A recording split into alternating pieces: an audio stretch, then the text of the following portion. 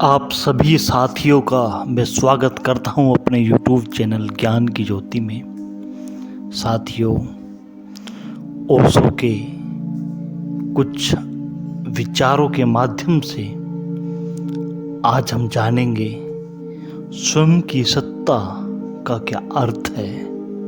भाग 2। हम में से प्रत्येक अपने जीवन भर स्वयं को अस्वीकार करता है, इनकार करता है अपने सारे कामों से, अपने सारे विचारों से, और स्वयं को असिद्ध करता है। इस तरह स्वयं को असिद्ध करने को मैं अधर्म कहता हूँ। और जो व्यक्ति अपने जीवन में, अपने विचार में और अपने आचरण में, अपनी कामनाओं में, अपनी इच्छाओं में स्वयं को सिद्ध करने की ओर प्रविष्ट होने लगता है, उस आदमी को मैं धार्मिक आदमी कहता हूँ। उस व्यक्ति की जीवनचर्या को, उस व्यक्ति की जीवन दिशा को मैं धर्म कहता हूँ। स्वयं के बोध के प्रति हमारी जो दिशा है, जो क्रांति है और जो गति है, वह धर्म है। हम स्वयं को अस्वीकार क्यों कर रहे हैं और हम स्वयं को कैसे स्वीकार कर सकते हैं, इस संबंध में ही मैं बहुत सारी बातें आपसे कहना चाहूँगा। पहली बात तो यही कहना चाहता हूँ कि इस बात का बोध, इस बात का ख्याल पैदा होना चाहिए कि मैं भी हूँ। हम सब स्वीकार करते हैं, यह दीवार है, यह मकान है, ये रास्ते हैं, ये चारों तरफ घिरे हुए लोग, इन सब को हम स्वीकार करते हैं, ये हैं। लेकिन हम अपने को और इधर पीछे विचार के कुछ पंथों ने, परंपराओं ने कहना शुरू किया कि मनुष्य के भीतर कोई आत्मा नहीं है, मनुष्य केवल शरीर है और पदार्थ का जोड़ है और अणुओं का संग्रह है, और बिखर जाने पर उसमें कुछ शेष नहीं रह जाएगा। इधर यह कहना शुरू किया, यह कहना तो अभी नया नया शुरू हुआ, लेकिन हम सारे लोग करीब करीब इसे मानते हैं। कहीं हमारे भीतर हमें अपने होने का कोई पृथक बोध नहीं होता। यह संभव है ईश्वर न हो, यह हो सकता है ईश्वर हमारी कल्पना हो, यह संभव है कोई मोक्ष ना हो, यह संभव है कोई स्वर्ग और नरक ना हो, यह भी संभव है कि यह बाहर जो दुनिया दिखाई पड़ती है यह भी ना हो, यह भी संभव है कि मैं यहाँ बैठा हूँ और आप सब यहाँ कोई भी ना हो, मैं केवल सपना देखता हूँ। लेकिन यह संभव नहीं है कि मैं ना हूँ। मेरे लिए इस सारे जगत में मेरे अतिरिक्त और कोई बहुत प्रामाणिकता सत्ता नहीं है और न किसी दूसरे के लिए हो सकती है। क्या कभी आपने विचार किया कि रात जब सो जाते हैं तो दिन में जो जगत देखा था वह असत्य हो जाता है, स्वप्न में उसका कोई भी पता नहीं रह जाता, गहरी निंद्रा में उसका कोई बोध नहीं रह जाता। स्वयं को आपने जो जागरण में माना है, धनी है या दरिद्र, पद पर है या पदहीन, बहुत प्रतिष्ठित है या बहुत अपमानित, बहुत बड़े भवनों में हैं या झोपड़ों में या सड़क पर खड़े हैं, रात नींद में सब विलीन हो जाया करता है। आप जागने में जो भी जानते हैं वह सब विलीन हो जाया करता है, सपने में जो आप जानते हैं वही मालूम होने लगता है। कि सत्य है। सपने में किसी को ज्ञात नहीं होता कि वह जो देखता है वह सपना है, झूठ है। सपने में ज्ञात होता है जो दिखाई पड़ रहा है वह सत्य है। मन की हमारी कुछ ऐसी पकड़ है, जो दिखाई पड़ता है उसी को सत्य मान लेता है। जो दिखाई पड़ता है उसी को सत्य मान लिया जाता है। सपने में सपने को ही सत्य मान लेता है। तो जो मन सपने को सत्य मान लेता हो, वह मन इस दुनिया को अगर सत्य मान रहा हो तो कोई बहुत आश्चर्य की बात नहीं है। लेकिन हो सकता है जैसे सपना झूठा है वैसे यह दुनिया भी झूठी हो। लेकिन एक बात तय है कि सपना चाहे झूठा हो, सपने को देखने वाला झूठा नहीं हो सकता। नहीं तो सपना कौन देखेगा। सपना भला ही असत्य हो, लेकिन सपने को जो देखता है वह तो सत्य होता है। यह हो सकता है कि यह दुनिया जो मैं देख रहा हूँ असत्य हो, लेकिन मैं असत्य नहीं हो सकता। एक ही चीज है जो असत्य नहीं हो सकती, और वह है मेरी सत्ता। वह मेरी सत्ता है। च्वांग त्सु का नाम शायद आपने कभी सुना हो। चीन में एक अद्भुत विचारक हुए, च्वांग त्सु। उसने एक रात सपना देखा कि वह सपने में तितली हो गया है और बगिया में घूम रहा है, फूलों पर डोल रहा है। सुबह वह उठा तो बहुत उदास बैठा हुआ था। उसके शिष्यों ने पूछा, आप उदास क्यों हैं? ऐसा क्या हो गया जो आप उदास हैं? बताएं। उसने कहा, मैं बड़ी मुश्किल में पड़ गया हूं। एक बड़ी उलझन में पड़ गया हूं मैं। रात के समय मैंने एक सपना देखा कि मैं तितली हो गया हूं। अब मुझे यह शक पैदा हो रहा है कि कहीं ऐसा तो नहीं है कि तितली सपना देख रही हो कि च्वांग त्सु हो गई है। यह भी हो सकता है। अगर च्वांग त्सु यह सपना देख सकता है कि तितली हो गया, तो तितली भी यह सपना देख सकती है कि च्वांग त्सु हो गई है। उसके बाद 30 साल तक वह जिंदा रहा। मरते वक्त भी उसने कहा कि 30 साल हो गए। यह मामला अब सुलझता नहीं कि मैंने सपना देखा था तितली होने का, या तितली मेरे होने का सपना देख रही है। अगर सपने में आप असत्य दुनिया को सत्य मान सकते हैं, कोई भी वजह नहीं है कि जो दुनिया आप सत्य मान रहे हो वह भी असत्य हो। यह मैं नहीं कहता कि वह असत्य है, संदिग्ध है। जो हम जान रहे हैं वह संदिग्ध है। जो हम जान सकते हैं वह संदिग्ध होगा। वह कभी असंदिग्ध नहीं हो सकता। कोई आंख, कोई कान कभी असंदिग्ध जगत को नहीं देख सकते। इंद्रियों से जो भी जाना जा सकता है वह संदिग्ध होगा और काम चलाऊ होगा। यही वजह है कि विज्ञान या साइंस की सारी खोजें काम चलाऊ हैं, वे सभी संदिग्ध हैं। और दूसरी बात मिल जाती है तो पहली बात गलत हो जाया करती है।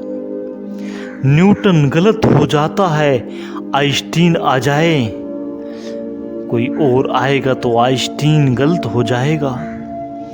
संदिग्ध को हम पकड़ लेते हैं। जितनी देर तक काम देता है, फिर कुछ और ज़्यादा काम देने वाली बात मिल जाती है तो उसको पकड़ लेते हैं, फिर वही सत्य हो जाती है। विज्ञान कभी असंदिग्ध सत्य पर नहीं पहुंच सकता, क्योंकि उसका संबंध उस दुनिया से है जो देखी जाती है, सुनी जाती है। इंद्रियों के द्वारा पकड़े जाने वाली दुनिया पर हम कभी असंदिग्ध नहीं हो सकते, कभी वह हो भी नहीं सकते। कभी ऐसा नहीं हो सकता कि उस पर शक न किया जा सके, संदेह न किया जा सके।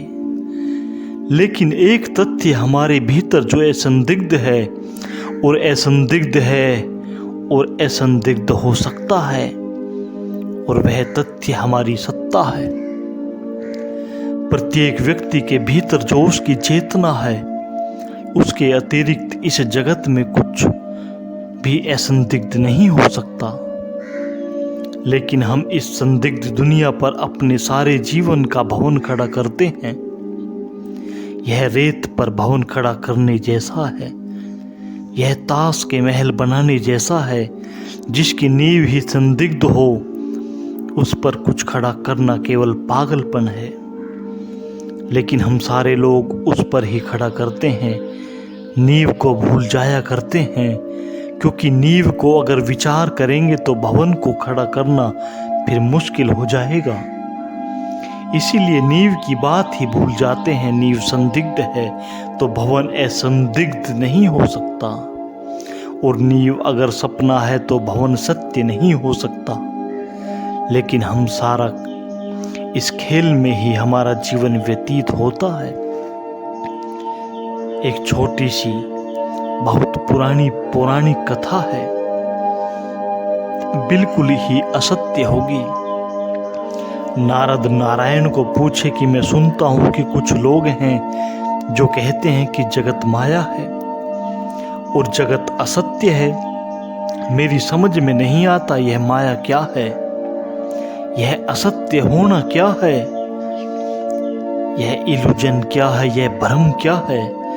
तब उस समय दोपहर की एक तेज धूप से भरे हुए दिन में नारायण और नारद एक घने वृक्ष की छाया में बैठे थे। नारायण ने कहा, फिर तुम्हें बताऊंगा, मुझे प्यास लगी है, तुम थोड़ा पानी ले आओ। धूप थी तेज, इसलिए नारद एकदम उठ कर न गए। ठंडी थी छाया वृक्ष की, थोड़ी देर बाद गए। गांव में पहुंचे, एक दरवाजे पर जाकर दस्तक दी। एक युवती ने द्वार खोला। ब्राह्मण का घर था वो, बहुत सुंदर उसकी लड़की थी। नारद ने उसे देखा, उसका मन बहुत बहुत तीव्र आकर्षण अनुभव किया। उन्होंने कहा कि मुझे पानी चाहिए। नारद ने कहा, मुझे पानी चाहिए, मेरे मित्र को प्यास लगी है, मेरे मित्र प्यासे बैठे हैं, पानी दे दीजिए हमें। नारद मुनि की इस प्रकार प्रार्थना भरी आवाज सुनकर उस युवती ने कहा, भीतर आए, धूप में बाहर खड़े ना हो आप, पानी लें, खुद पिएं और लेकर भी जाएं। लेकिन खाली पानी कैसे दूं, कुछ थोड़ा खा लें, फिर पानी ले लेना। नारद भीतर गए, उस युवती ने उन्हें भोजन कराया, पानी दिया। इस बीच उसका मन उससे बहुत आकर्षित हुआ, उसकी सेवा और उसके प्रेम से प्रभावित हुआ नारद। उसका पिता आया और नारद ने कहा कि क्या युवती अविवाहित है? मैं अपना हाथ बढ़ाता हूँ, मैं इससे विवाह करना चाहता हूँ। और वे विवाहित हुए और उस घर में रहे और भूल गए कि नारायण के लिए पानी लेने आए थे। दिन बीते, माह बीते और वर्ष बीते और उनके बच्चे हुए कोई 12 वर्ष बीत गए। और फिर गांव में बहुत जोर से वर्षा हुई और गांव की जो नदी थी उसमें बहुत पानी आया, सारा गांव डूब गया, घर द्वार बहने लगे। नारद अपनी पत्नी को और अपने 3 बच्चों को लेकर गांव से बाहर निकलने की चेष्टा किए। जोर का पानी तेज बहाव सा पहले उनका एक बच्चा बहा, उसको बचाने गए तो 2 बच्चे और छूट गए, उनको बचाने गए तो पत्नी भी बह गई। नारद रोते और चिल्लाते नदी को पार किए, बेहोश होकर गिर पड़े। सारा घर, सारा परिवार नष्ट हो गया था। नारद मुनि बेहोश पड़े थे, तब किसी ने उन्हें उठाया और कहा कि नारद उठो, कितनी देर हो गई, मैंने तुमसे कहा कि पानी ले आओ, लेकिन तुम हो कि सो ही गए।